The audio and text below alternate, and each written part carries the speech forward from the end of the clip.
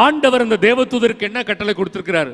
நீர் அந்த பெண்ணை சந்தித்து வாழ்த்து சொல்லும் பொழுது முதலில் நீ என்ன சொல்லணும்?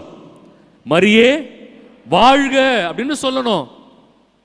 பிரியமானவர்களே, இது சாதாரண வார்த்தை இல்லை. அந்த காலத்தில் அடிமைகள் தான் தங்களுடைய தலைவரை பார்த்து வாழ்க என்று சொல்வார்கள். அது மட்டுமல்ல, அரசனை பார்த்து குடிமக்கள் சொல்லுவார்கள். ஆக தன்னை விட உயர்ந்த பதவியில் பொறுப்பில் இருக்கிறவர்களை பார்த்து அவர் கீழ் பணி செய்பவர்கள் தான் தன் தலைவரை அல்லது அரசரை பார்த்து அரசரே வாழ்க என்று சொல்வார்கள். கரெக்டா?